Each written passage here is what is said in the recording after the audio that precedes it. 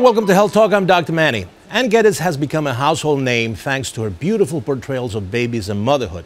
But now she's joining forces with GlaxoSmithKline and reaching out to parents to raise awareness about meningococcal vaccine. She's here today with Dr. Leonard Freeland, a Glaxo researcher and pediatrician. Welcome. You know, you're known for your beautiful books, your work of art. You're a legend, your babies. I mean, you're an innovator and all that. Maybe I'm responsible for a population explosion. Thank God. It keeps me in business. I'm an obstetrician. So why did you get involved? Business for you. That's right. Why did you get involved?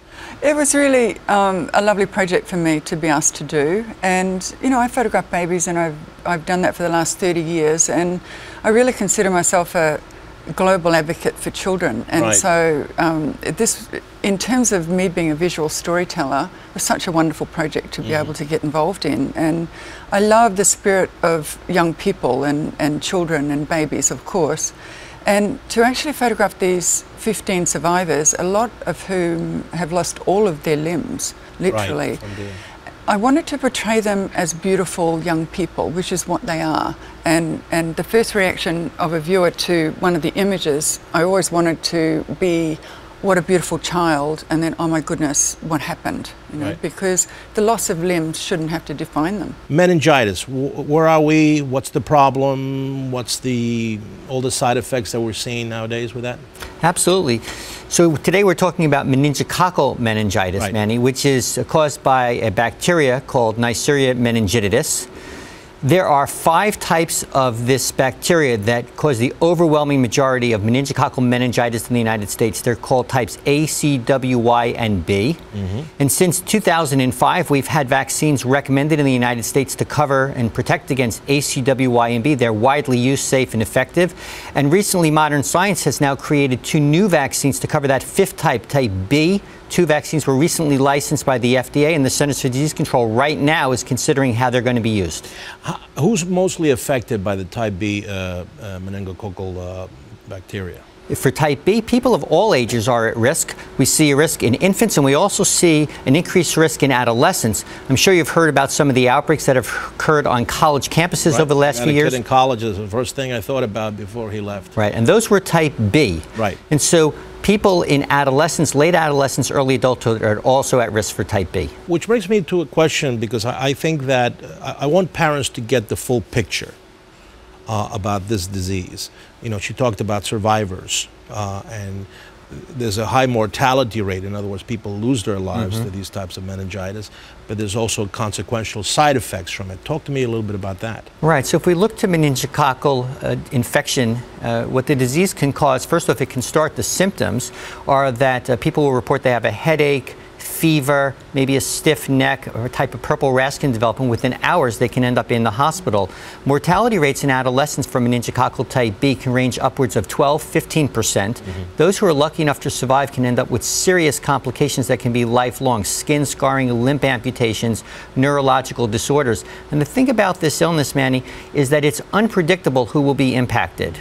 And so vaccination is our best tool, and it's modern science that has created these new vaccines. One of them has come from the research labs at GSK, and it's really important that parents go and speak to their doctors, understand what the options are, make sure their children are up to date with all of the meningococcal vaccines that are available to protect them, because it's unpredictable who will get sick. We see the controversy that we continue to have about the fear that many parents have towards vaccination, which I don't understand it.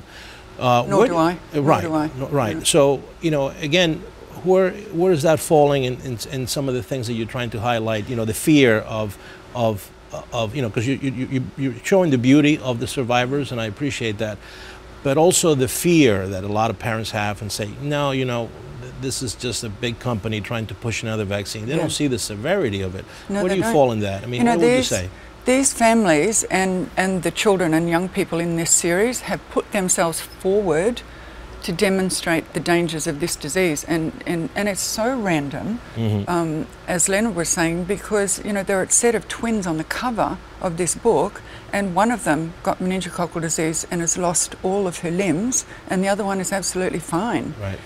All I can say to people who are anti-vaccination or who are nervous about vaccination is, go look at this series of images and then see how you feel about it, because meningococcal disease is absolutely vaccine preventable. You said visit your pediatrician. What questions should they ask?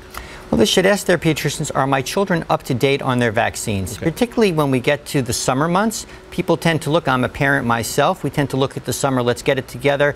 What do we need for back to school, for our high school students, for our college students? So they should ask, am I up to date? Is my children, are they up to date with all of their vaccines, including to cover against meningococcal disease? As a pediatrician, I've taken care of these children.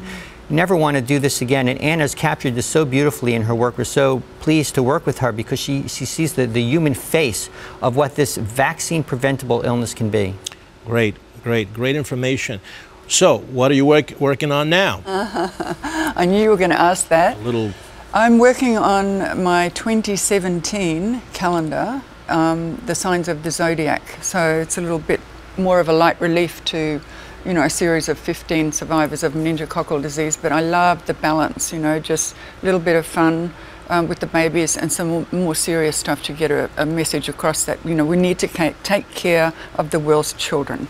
Wonderful, wonderful. And where can people get more information on all of this? If you want to see the images, you can either go to my website or go straight to Apple iBooks, and it's a free download. And the project's called Protecting Our Tomorrows. And you can look at all of the images. Oh, AnneGeddes.com.